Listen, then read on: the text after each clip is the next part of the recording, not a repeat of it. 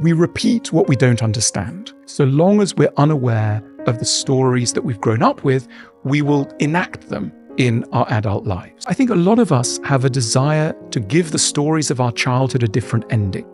Our father might have been a distant and, mean-spirited creature, but also had some good qualities. The dream is to find somebody a bit like that, but to make sure that the story has a good resolution.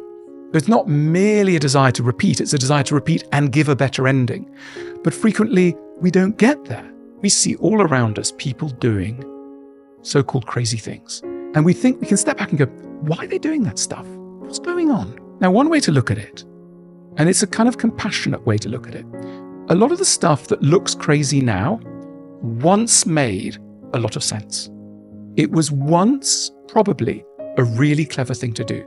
If you were growing up, let's say, in an environment in which a parent was suicidal and you shut down your emotions totally and decided you would never trust anyone, that's a fantastically clever thing to do when you're 5 years old and you've got a suicidal parent, right? Because that will get you through to the next stage of life. Which do you think is more important? More positive thinking or less negative thinking? And the studies are unequivocal. It's less negative thinking.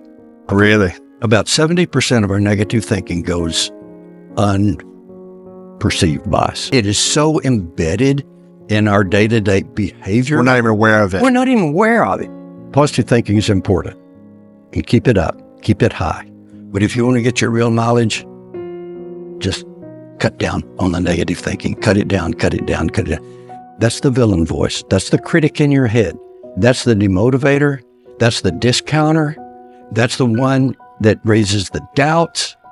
And you can shut it up. What I found was this, is that the existence of just one negative emotion that you will not let go of for whatever reason, and the reason is always an ego reason, the reason it always has to do with your own ego, will cause you to stay in the same place and spin your wheels and go in circles for the rest of your life. But you all know people who are talented, who have opportunities, good educations, and so on and so forth, and their life just goes around in circles. They just seem to be spinning. They've got everything going for them, and they just continually have problems. Why is it? Almost invariably, and this is what all psychoanalysis does, all psychotherapy, is they've got one negative emotion locked on, and the negative emotion they have locked on is blame. There is somebody that they are still blaming for something. There's somebody that they are not going to let off the hook because that son of a gun did something to them. You know what I'm talking about?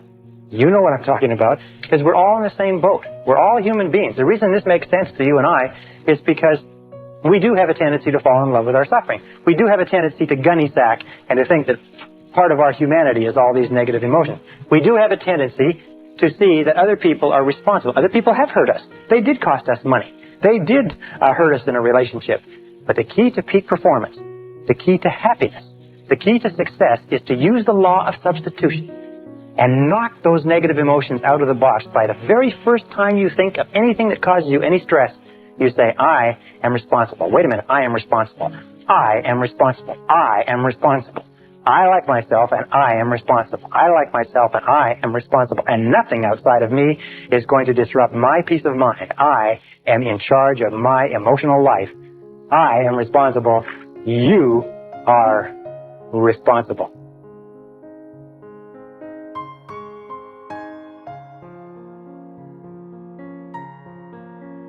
The reason why a lot of people won't become who they want is because they're too attached to who they've been. And you hear it all the time when people say, I've always been this way. Okay, well, if that's working for you, keep doing that. I knew it wasn't working for me any longer. I had hit my version of rock bottom.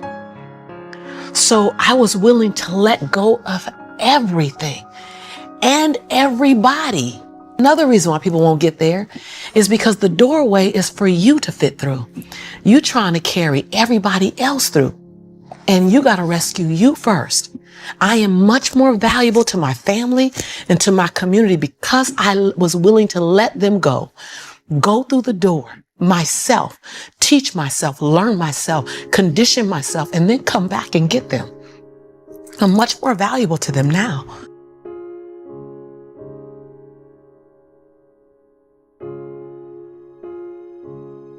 Stoicism obviously places a lot of emphasis on differentiating between these two things, like letting go of what's not ours and, really cultivating and strengthening what is.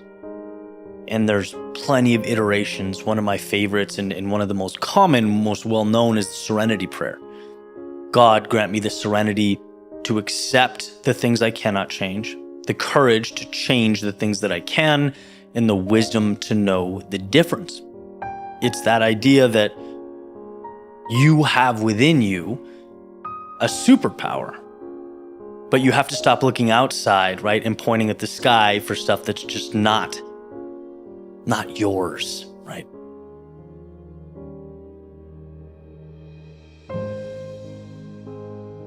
People change in 4 different seasons. People change when they hurt enough they have to, when they see enough they're inspired to, when they learn enough that they want to, and when they receive enough that they're able to. Those are the 4 times that people change.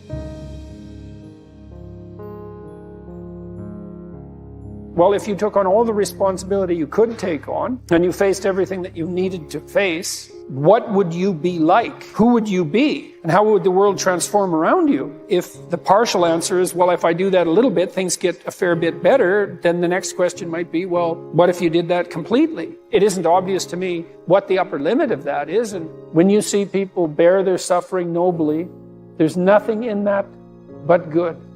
That's something. And then when you see people take on more responsibility and decide that they're going to aim up and confront their suffering honestly and forthrightly, that their lives get better and the lives of people around them get better too. The pathway to less suffering is through suffering. It's like, well, there's suffering. How do you make it worse? Run away. How do you make it better? Confront it. Yeah, but it's suffering. It's like, yeah, but it's there. It's a precondition for existence or something like that. And it's like you have something important to do as well. And you confront it, and that's the pathway to transcending it.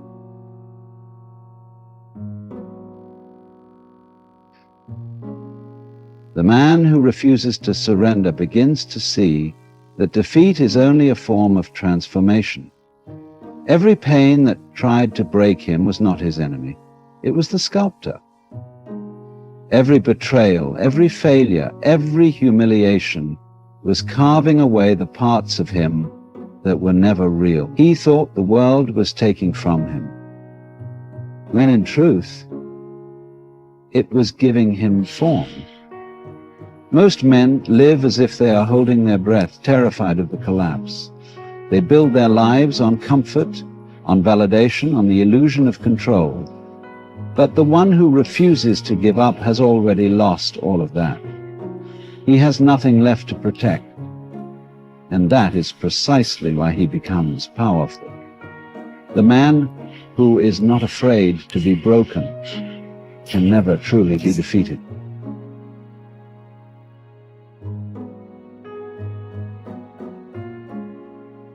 The only thing you have in a complex situation is the truth. That's all you have. That's why you have to abide by the truth, because when things get complex around you, how do I deal with this politically? How do I deal with this personally? What do I say in this terribly complex situation? All you have there that's solid ground is the truth.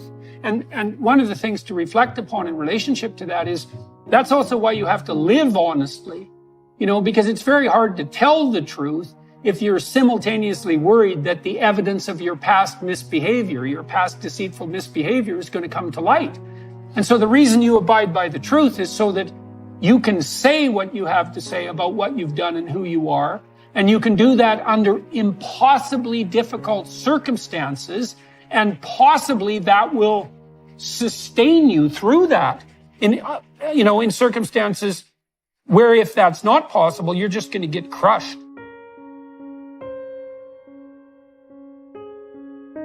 There's nothing that makes you more formidable than verbal competence, than being able to articulate, be able to think, to marshal your arguments, right? It's a battlefield metaphor. Get everything in order, get all your information straight to marshal your forces. You go to war with words. That's what young men should be taught. There we go. Bit of fury.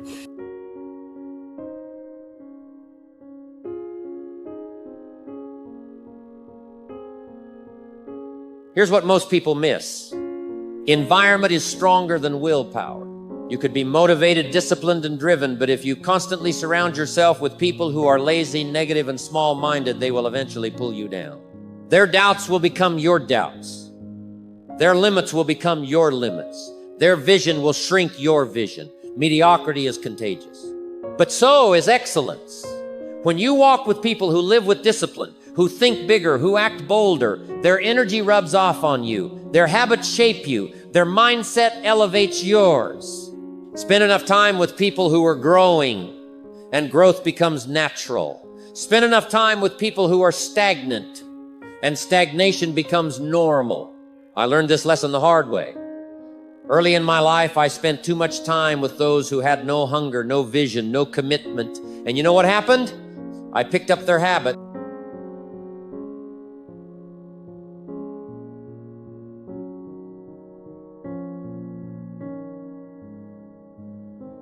I was able to witness you live your life that way, and I think I'm starting to grasp the letting go. So you connect the dots now for yourself, and then it's that butterfly effect, right? There's so many versions of ourselves. So there's a version of me, depressed, living in my parents' basement in my 20s, and I probably go on the wrong path and ended up somewhere else in my life. There's a version of me where I didn't take my relationship seriously. I didn't drive all the way to Montreal to visit my wife now, but girlfriend at the time, and never put that into my reality. And maybe I said, oh, it's too far, it's not worth it. So now that version of me is doing something else. A version of me is like, I don't want to get into this industry. It's too hard. It's hard work. I don't want to do a video production. And so there's a version of me doing something else. So the point where I'm trying to say is I stuck to my lane. I stuck to what my vision was. And it was clear enough for me where things start appearing for me to take action. It still had to take action. Right? Things didn't just land in my lap. You still have to meet something halfway for it to come towards you as well, right? You have to take the steps towards something that you're pursuing. And every day we wake up, we have a chance to choose which direction we're going to go. But I chose the one that felt more comfortable for me, or it was like in my decision making. So I stuck to that.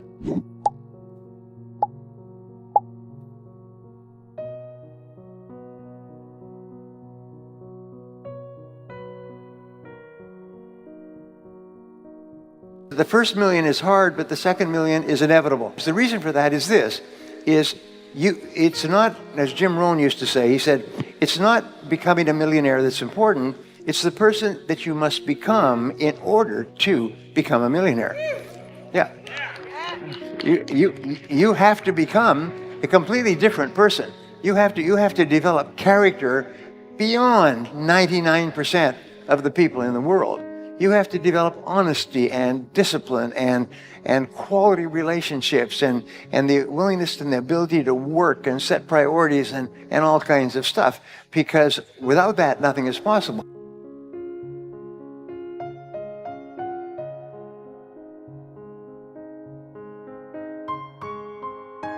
Most successful people have developed an attitude of confidently expecting good things to happen. It's called the attitude of positive self-expectancy. It is the attitude of the winner. The winner looks for good things to happen. The winner expects to win in advance, and lo and behold, whatever you expect with confidence tends to come true, even if the information upon which your expectations is based is totally false.